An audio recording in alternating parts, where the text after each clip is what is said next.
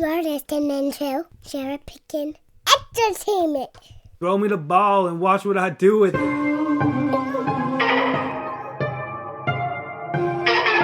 are now tuned into the CherryPickin podcast with your host, Andre Cherry.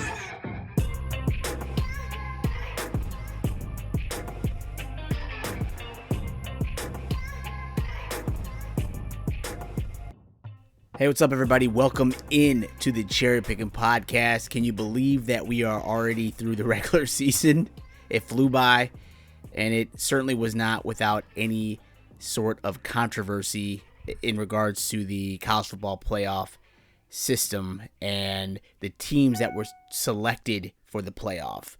We could dive in a number of ways, but I want to start with the obvious here and the most glaring team that had an issue with the playoff ranking, Notre Dame. So I've heard a lot these past few days about Notre Dame not, getting into the playoff one, and then the whole issue between Miami, Notre Dame, and how it just kind of flipped at the last minute. The committee put Miami over Notre Dame and ultimately chose them as one of the 12 teams to represent the college playoff this year. I listened to the explanation on ESPN on Sunday. Didn't make much sense to me, the rationale with how you flip Miami above Notre Dame at the last minute. I know the committee chairperson said because of BYU getting beat the way they did in the Big 12 championship game again, so they lost to Texas Tech twice this season, and their poor performance in that game, they just thought that Miami merited the jump up above BYU, which ultimately jumped Notre Dame as well. The head-to-head, you kind of see the comparison between Miami and Notre Dame, and there's a lot of similarities there in terms of their strength of schedule and the wins that they have and whatnot. But at the end of the day, it doesn't really make much sense to me. Notre Dame is upset, admittedly so, and justifiably so. They're upset with that. The college football playoff system, in my mind, it's just so confusing. There's too much of a human element in the selections, and I know basketball gets it right. It seems like all the other divisions get it right. So FCS and D2, D3. It's actually quite enjoyable to watch D3 playoffs and the D3 championship game. Same with FCS. And shout out to Illinois State. Roll damn Redbirds for getting that huge win on the road. North Dakota State. Crazy. I'm so proud of Illinois State for beating a team like North Dakota State that seemed to be unbeatable year in and year out, and they beat them on the road. Big guts, big balls by Coach Spack. But getting back to the topic at hand here, the human element and mixed with ESPN, and it doesn't make it a fair system. Like I don't think the system is fair in any way. Last year it had its challenges as well. This year, it is what it is. Somehow Alabama got into the playoffs, even though they haven't looked impressive, even though they lost in the SEC championship game. It just seems unfair that Notre Dame was left out. And I think a lot of people love to dunk on Notre Dame when they're down. Notre Dame's not in the conference. Notre Dame didn't get into the playoff system. Notre Dame decided to, we're going to forego playing in a bowl game. This was a vote and a decision that was agreed upon by the team. But yet and still, people have a huge problem whenever Notre Dame tries to do anything outside of the system. They should be in a conference. That's not fair. Who do they think they are? Who do they think they are that they're going to turn down the Pop Tart Bowl against BYU? Like, people love to just dunk on Notre Dame, and I'm not a Notre Dame fan by any means. But I actually think it's a good thing that they are keeping their independence, that they're still relevant in the whole college football discussion. Like, they're a major player in college football, even though, yet and still, they're not in a conference. They've got an agreement with the ACC, which I think is cool for the ACC. But the Big Ten would love to get Notre Dame in their conference. They're salivating over getting Notre Dame in there. But up until this point, or up until that happens, they're just going to bitch and moan about Notre Dame. They're going to point the finger at Notre Dame. Who do they think they are? This and that. They're entitled. They're selfish, whatever, so on and so forth. I actually don't mind that they're not in a conference. I think they should keep their independence because their brand is bigger than a conference, in my opinion.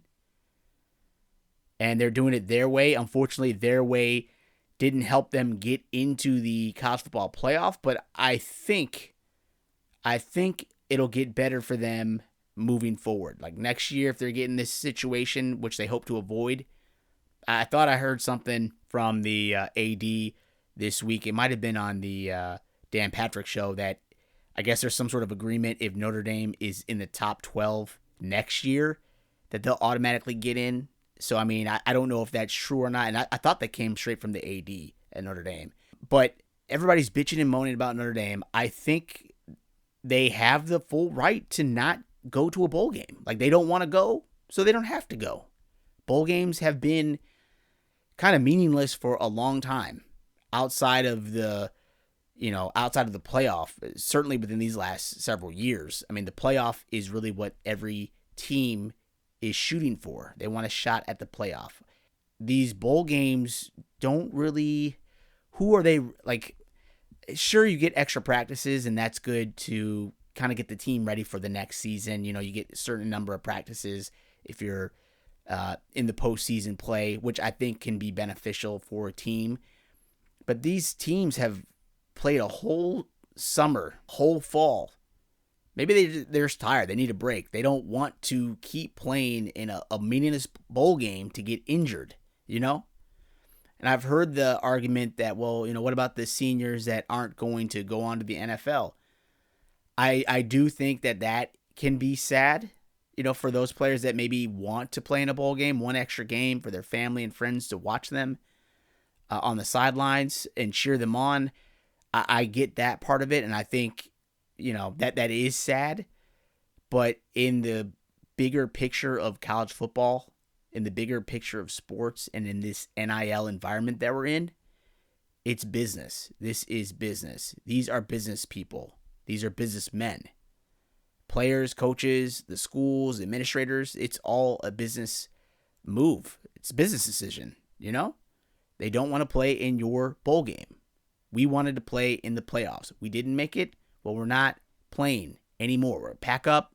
We're going to start over next season. We'll try to figure it out from there. But a lot of people were bitching and moaning about Notre Dame, but yet and still there were like 6 other teams that decided they weren't going to play either. One of those teams is in my backyard, Temple.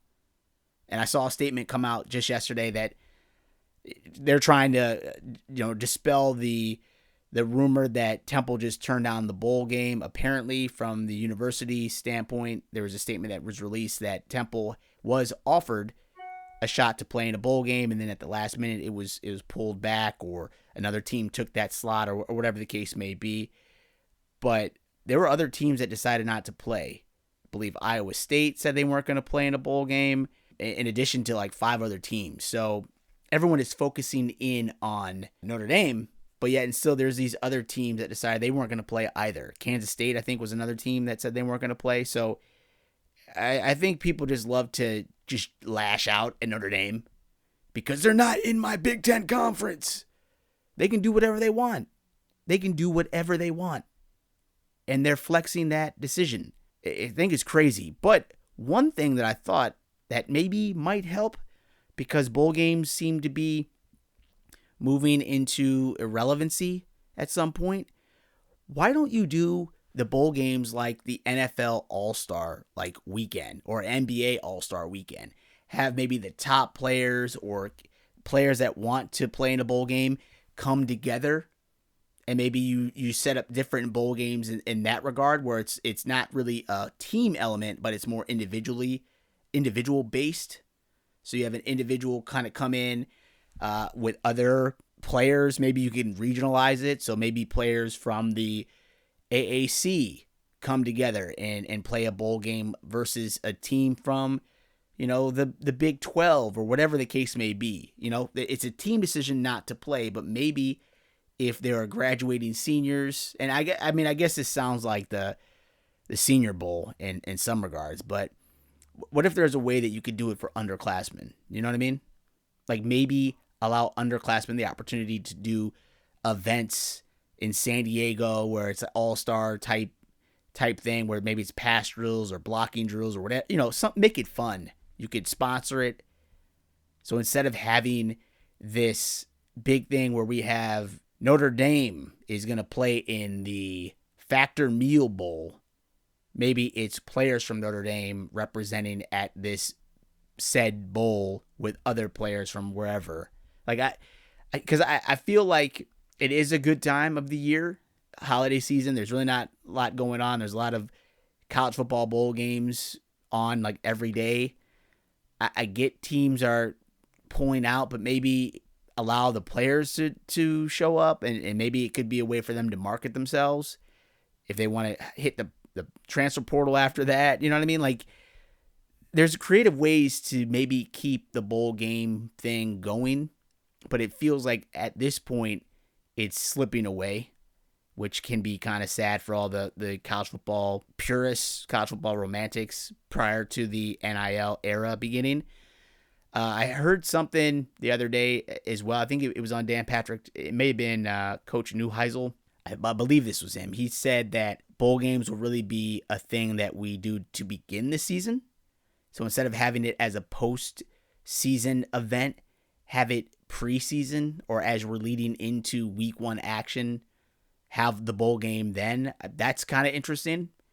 And I wonder if that would be received a lot better than it is today. It feels like the landscape of college football is shifting so dramatically overnight these last few seasons, and I don't know the direction of where things are going. I don't know that there's a clear leader or a clear commissioner. Like it feels like there's so many things moving all at once, and it's crazy right now.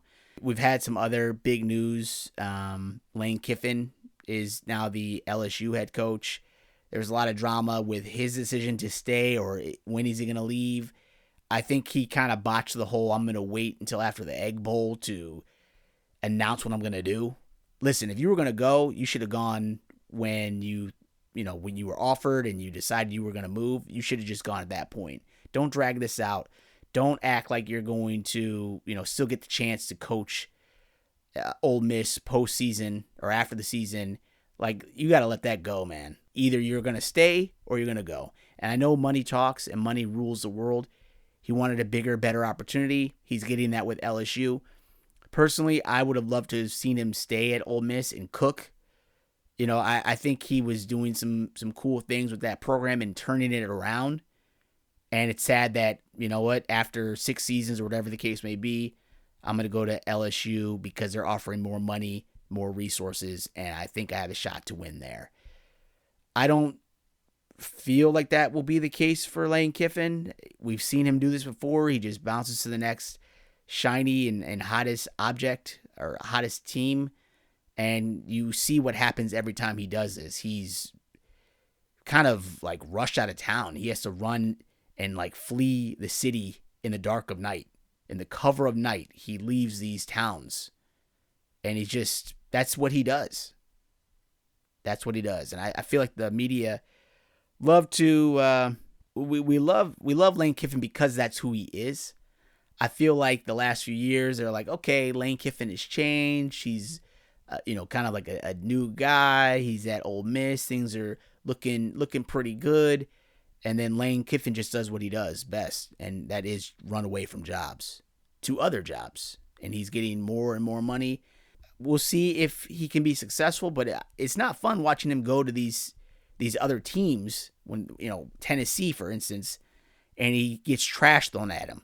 So what's going to happen? He's going to go to Tennessee. Trash is going to be thrown on him as he comes onto the field, leaves the field. Ole Miss, they hate the guy now.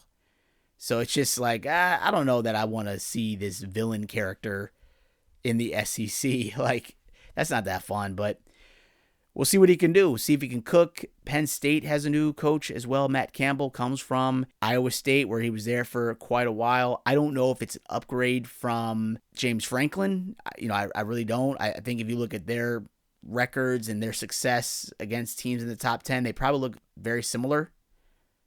And I don't agree with giving these coaches these crazy deals. Matt Campbell's there for like 8 years. That's insane. That is insane. I think that's like 4 years too much. Like, maybe give him a 4-year deal and make it attractive for him to come. I know Matt Campbell's like, if I'm going to make a move, it has to be something solid. And so they're staking their claim in Matt Campbell. We want you for, 8 years. He's probably got a nice contract. Everything's set up nice for him and his family. But that's like, let's be realistic here, people. A lot of these coaches do not work out. A lot of these deals are insane. It's a lot of money out there. You could do a lot of different things with that money, especially Penn State, because it feels like the program is kind of in a bad state right now. Just like a couple months ago, it looked like Penn State may be one of the top teams in college football, or they wanted to be in that position, and it seems as if this is a hard reset. Some coaches have gone with James Franklin to Virginia Tech. Players are, I'm sure, leaving as well. So I don't know what the future looks like for Penn State next year. And I don't know if the expectations are going to reset for Penn State. They want to be one of the big boys like right now. So that's a tough job. But I just think 8 years that's way, way too much. That's way too much. I don't like some of these deals for these coaches. They don't make sense to me. One deal that is looking like it paid off already is Curt Cignetti at Indiana. Like, I legitimately did not think that Indiana was going to be as good as they are for a second year in a row. And this year they played, in my opinion, real teams. I mean, they just beat Ohio State in the Big Ten championship game, and they are the number 1 team in the country. Big Ten winners. They are looking like they could make a legitimate run in the college football playoff. Who am I to tell them that they won't? They are, like, for real. Curt Cignetti did yeoman's work. I thought that deal was maybe a little too long, but if he can keep this thing rolling and humming, I think he is going to be set at Indiana. Like, he's going to have his statue out in front of the stadium. They're going to rename the stadium after him. Like, Indiana is rolling, and I'm on the bandwagon right now. I am. I mean, anytime that a team like Indiana, who I think was an underdog when you're talking about Ohio State, and they beat Ohio State, they did what they had to do. Shout out and hats off to them. They're going to be exciting to watch in the playoff. Last year, I wasn't as excited on Indiana or as high on them because I thought they got lucky with a lucky schedule. But this year, they did the work. They beat some serious teams this year. And anytime you beat Ohio State, you earned it. So they earned everything they're getting this year. Hope they can at least win a couple games and see how it shakes out in the playoff. But yeah, outside of that, I mean, like I said, Illinois State impressed me. I heard about it. I was out doing family stuff last weekend.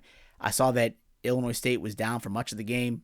So I was like, they probably don't have a shot to win this. And Coach Spack, does a gutsy play at the end of the game. It wins by like a point on the road. I hope they can keep the momentum rolling in the playoff. Like, I would love for Illinois State to win the whole thing.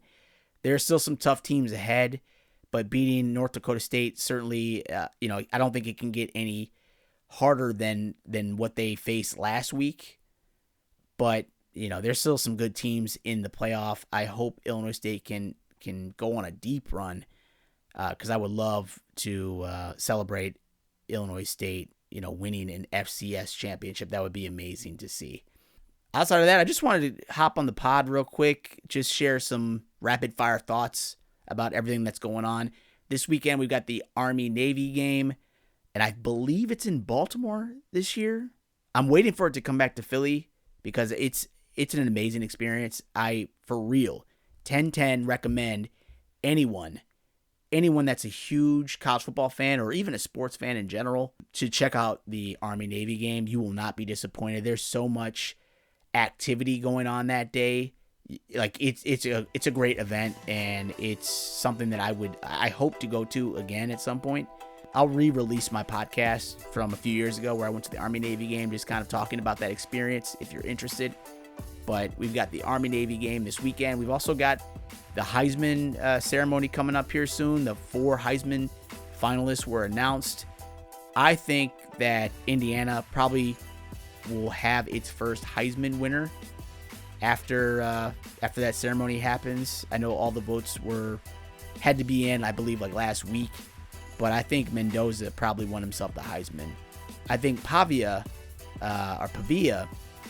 at Vanderbilt is probably the most exciting player that I've seen, and I wouldn't be mad if he won it, but I think Mendoza, for all that he's done in helping get this program to where it is, undefeated, Big Ten champs, I don't see a way where you can't give the Heisman to him. So Indiana, the Hoosiers community has to be feeling great. They have to be feeling like on top of the world right now, that they are the number 1 team in football.